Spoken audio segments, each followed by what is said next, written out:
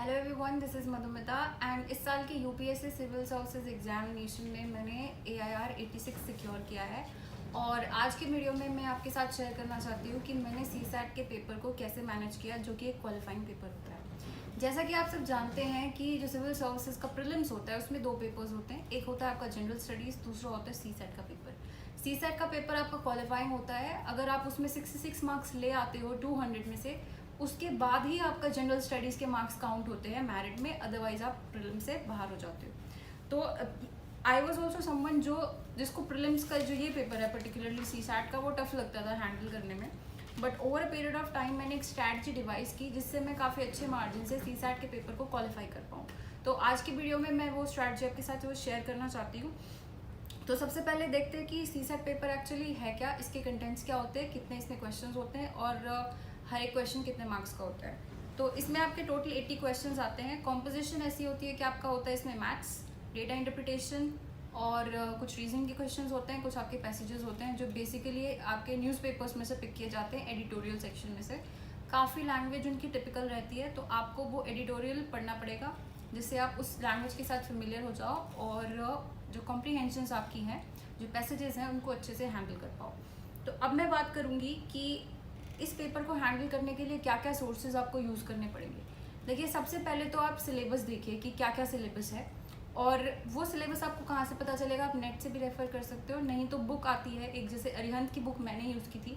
उसमें क्या होगा, आपके पास सिलेबस होगा फ्रंट पेज पे, उसके बाद आपका जो प्रीवियस ईयर्स पेपर्स हैं वो भी उसमें होंगे, और जो आपका बेसिक कंटेंट रहता है, जैसे मैंने यहाँ पे रेफरेंस के लिए लिखा है HCF, LCM, इनके क्वेश्चंस आते हैं, percentages, time and work, ratio and proportion, ये सारा जो बेसिक मैथ के फंडामेंटल टॉपिक्स होते हैं ये सब होता है। रीजनिंग में क्या आता है, syllogisms, arrangement, ranking, blood relation, puzzles और आपकी जो टीम फॉर्मेशंस है, ये वाले क्वेश्चंस इस तरह के इसमें आते हैं। और पैसेजेस मैंने आपको पहले से ही बता दिया कि द हिंदू में से या इंडियन एक्सप्रेस में से, या फिर जो भी आपके नेशनल डेलीज़ हैं, जो अच्छे न्यूज़पेपर्स हैं जिनकी लैंग्वेज जो है काफ़ी लेवल की, उस हाई लेवल की रहती है, उसमें से ये पैसेजेस पिक किए जाते हैं।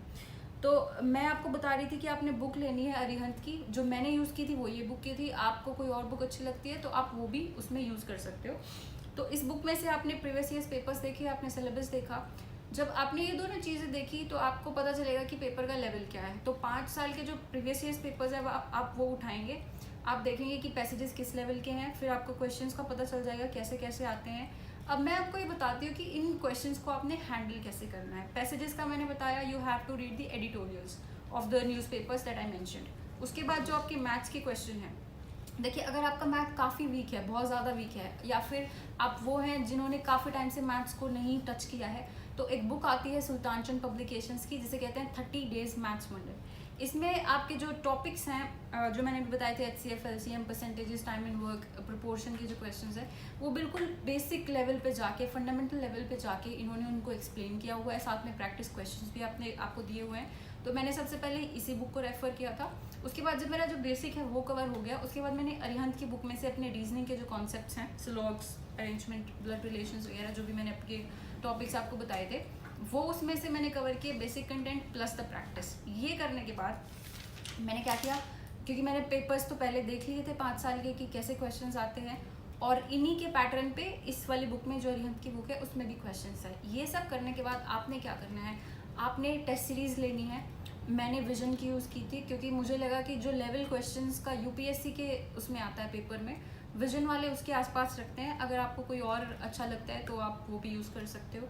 अब जब आप ये पेपर लेके आएंगे तो आपने क्या करना है, अपना स्टाइल इस तरह से इवॉल्व करना है कि आप जो स्मॉल पैसेजेस हैं, जो छोटे वाले पैसेजेस हैं, उनको आप पहले टारगेट करिए।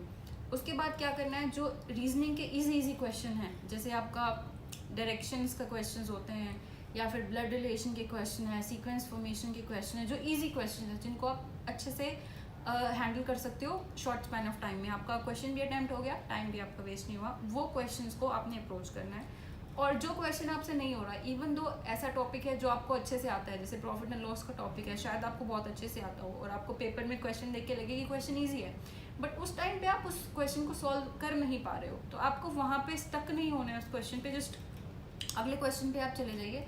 आपको टाइम वेस्ट नहीं करना है। देखिए, पेपर क्वालिफाइंग है, तो अगर आप 44 to 45 क्वेश्चन कर देते हो विद गुड एक्यूरेसी, तो आप क्वालिफाई कर जाओगे। ठीक है, आपको इम्पॉर्टेंट ये है कि आपने अटेम्प्ट करना है, क्वेश्चन को मार्क्स लेने हैं। ये नहीं कि PNL वाला क्वेश्चन ही मैं करूँगी तो वही मार्क्स मुझे चाहिए। मार्क्स सब क्वेश्चंस में होते हैं, आपको ईजी वाले क्वेश्चंस को पिक करना है ताकि आपके मार्क्स आ जाए, टाइम आपका वेस्ट ना हो। तो do not get stuck at one question. एक चीज़ ये थी। उसके बाद जो एक इम्पॉर्टेंट पॉइंट मुझे आपको बताना था कि जो अटेम्प्ट्स हैं वो आप बार बार में जब अटेम्प्ट करेंगे ना टेस्ट सीरीज़ में, जैसे आपका ऑप्टिमम अटेम्प्ट होता है, कितने आप क्वेश्चन करते हो उसमें से कितने गलत हो जाते हैं, ये चीज़ आपको कब पता चलेगी, जब आप बार बार में पेपर को अटेम्प्ट करोगे। तो ये जो टेस्ट सीरीज़ का एक्सपीरियंस है ये आपको टेस्ट सेंटर में जाके वहाँ पे सॉल्व करके उस प्रेशर में एग्जाम लाइक कंडीशन में हैंडल करना है, बार बार इस एक्सपीरियंस को रिपीट करना है, तो आप पेपर में भी प्रेशर को अच्छे से हैंडल कर पाओगे। तो CSAT के बारे में ये सारी इन्फॉर्मेशन मैं आपको देना चाहती थी। अगर आपको ये वीडियो यूजफुल लगा हो, आपको लगा हो कि आपकी इससे हेल्प हुई है, तो do like the video, share it and subscribe the channel, because in the future I will be sharing other strategies that I utilized for paper like essay, GS के जो पेपर्स हैं, ऑप्शनल के papers हैं। तो this was all from my side. Stay tuned for the other useful content that will be coming up later.